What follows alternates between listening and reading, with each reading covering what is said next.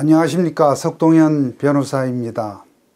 최근에 김경수 지사 판결을 둘러싸고 지금 집권 여당 민주당에서 보여주는 그 판결 또는 판결을 한 판사에 대한 급박성, 협박성, 비난 등등을 생각하면 참 너무나 어이가 없고 도대체 이런 일이 있을 수 있나 이런 생각을 하게 됩니다.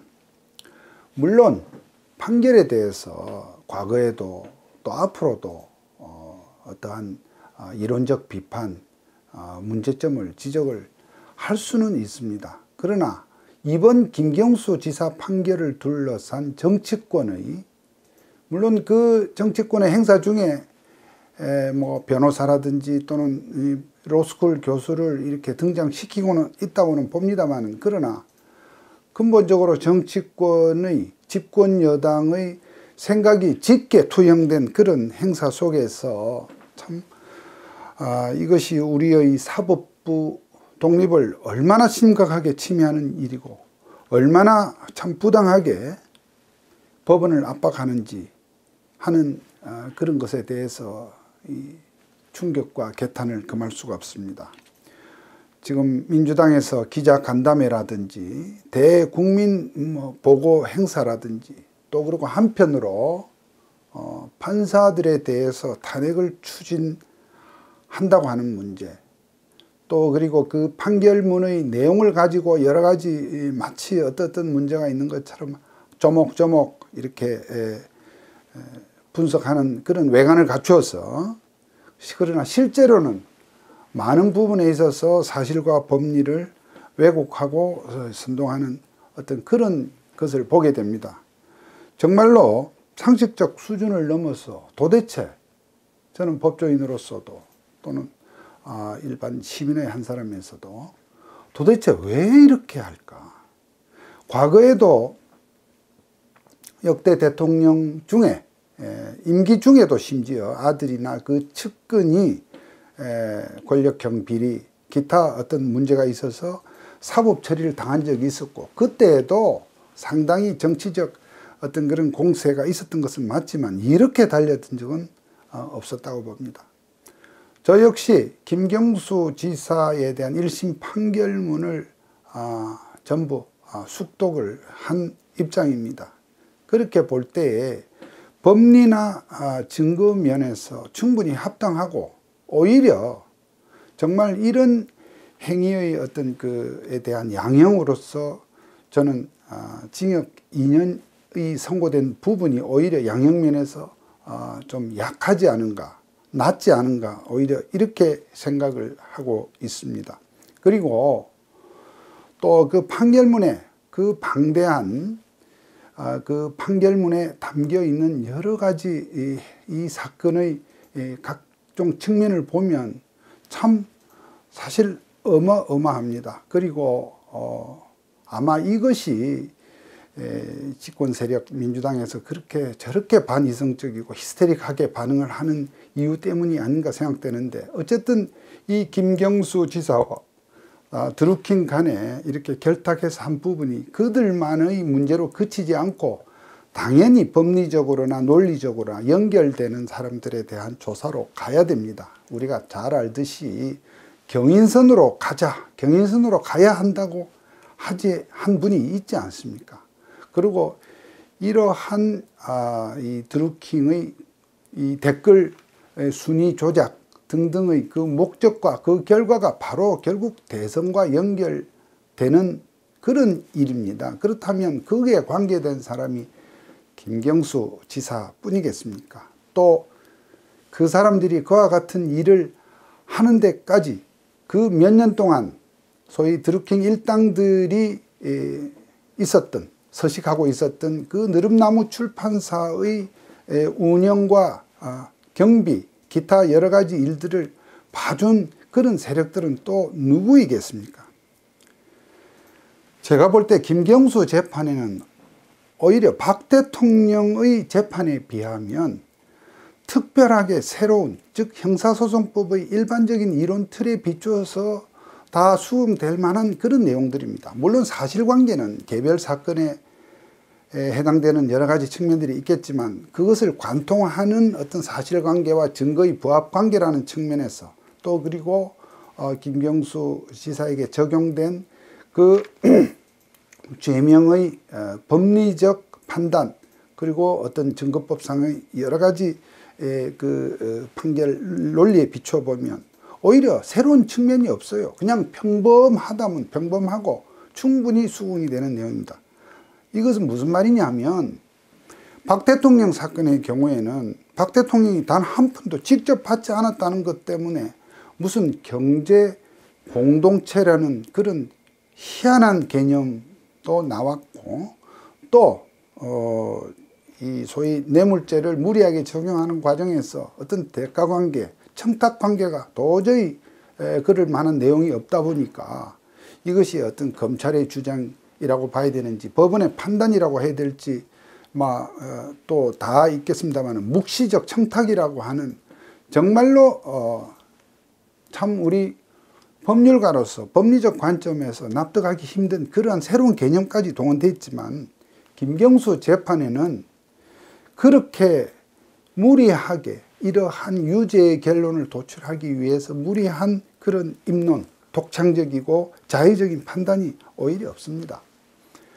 며칠 전 민주당의 세미나에서 이러한 김경수 재판에 대해서 비판적인 평가를 내린 차모 부산대 법대원 교수의 경우에는 검사 생활을 좀 했습니다. 저하고도 한때 근무한 장소도 겹치는 분으로서 오랜만에 그분이 변호사로서 법대 교수가 돼 있는 것은 알고 있었는데 그런 분이 이 판결에 대해서 여러 가지 비판적 견해를 내놓았다는 것을 보고 제가 일일이 이 짧은 시간에 논박은 하지 않겠습니다만은 참 법률가로서의 어떤 그런 연민의 느낌도 들었다는 말씀입니다. 결국은 민주당에서 이렇게 하는 것이 결국 이 김경수라고 하는 김경수 지사라고 하는 이 정치인만의 구명이 아니라 그 뒤에 있는 어떤 윗선, 몸통 이 사건에서 논리적으로 법리적으로 연결되는 그 다음 조사에 대한 그것을 예봉을 막기 위한 뜻도 있으리라고 보여지고 또한 단기적으로는 김경수 지사에 대한 항소심 재판부에 대한 압박 또 김경수 지사를 현직 지사라는 이유로 이렇게 보석을 청구했을 때 그 보석의 결정을 유리하게 얻어내기 위한 그러한 압박이 상당히 있다고 보여집니다. 정말 자신들의 이념, 자신들의 정치적 목적을 위해서는 이게 참 원칙도 또 그리고 어떤 사법부의 어떤 그 판결에 대한 존중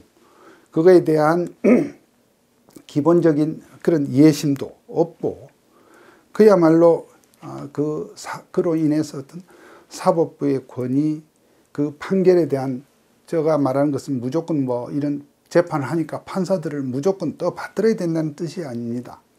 그러한 절차와 심리를 거쳐서 이루어진 판결에 대한 최소한의 어떤 그 존중심도 전혀 도외시하는 그런 측면의 부당성을 말씀하고 있는 것입니다. 현직 지사를 왜 구속했느냐 이렇게 얘기하지만 오히려 민주당으로서는 그렇다면 그 당시 작년 지방선거를 앞두고 이것이 문제가 선거 전에 즉 공천 전에 이것이 특검에서 이 사람을 혐의를 다 밝혀내고 기소를 했지 않습니까? 그러면 왜 이와 같이 기소가 된 사람을 왜 공천했느냐를 오히려 부끄러워해야 할 것입니다.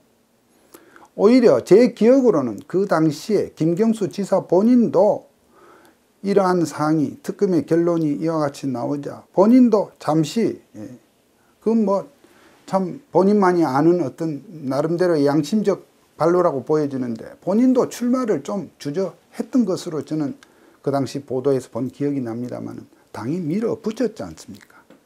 그러니까 그런 식으로 밀어붙이고서는 이게 현직 지사니까 이 법정 구속이 참 부당하다, 문제가 있다, 그 판사를 탄핵해야 된다, 이렇게 한다는 것은 정말로 자가당착에 정말 경강부회 여러 가지 우리 동원할 수 있는 여러 가지 사자성어가 다 적용될 수 있는 문제라고 봅니다. 오히려 지금 이 정도라면 그 당시 허익범 특검이 여러 가지 시간적인 한계, 그 밖에 이 특검을 둘러싼 주변 환경의 한계 때문에 이 정도로 또 수사기간도 연장을 특검이 안 했다고는 하지만 못하는 분위기였지 않습니까? 그건 좀 우리가 좀 솔직히 할 필요가 있습니다. 허익범 특검이 그 특검 기간을 연장하겠다고 했다 할 것 같으면 그 권한을 쥐고 있는 청와대에서 그것을 허가를 했을 것 같습니까? 저는 그렇지 않다고 봅니다. 즉 특검이 더 수사를 하고 싶어도 여러 가지 한계 때문에 더 하지 못하고 김경수 지사 기소에 그친 것에 오히려 지금 집권 세력은 고맙다거나 혹은 안도를 해야 될 그런 상황입니다.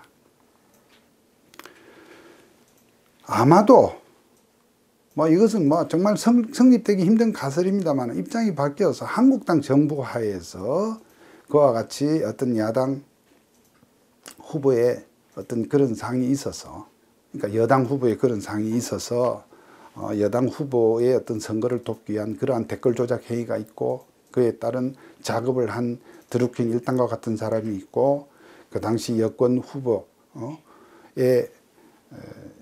참 그런 어떤 중요한 핵심 인물이 그와 같은 그 사람들의 어떤 뒷배를 봐준 어떤 그런 상황이 이렇게 드러났다고 하면 아마도 우리가 지난 정부 시절에 여러 가지 참 야당의 어떤 태도로 봤을 때 아마 집요하고 그야말로 온갖 어떤 수단으로서 이 문제를 계속 정치 쟁점화하면서 아마도 국정 자체를 거의 참 국정 내지는 우리 입법부의 어떤 그 의정 활동을 거의 마비시키는 수준으로 저는 가지 않았을까. 그만큼 현재의 집권 세력 민주당의 어떤 그런 참 정치 공세 공격력이 뛰어나다고 할 수밖에 없는, 상대적으로 한국당이 위시한 그런 보수 세력의 어떤 투쟁력의 어떤 그런 한계를 이렇게 우리가 엿볼 수 있는 그런 상황이기도 합니다.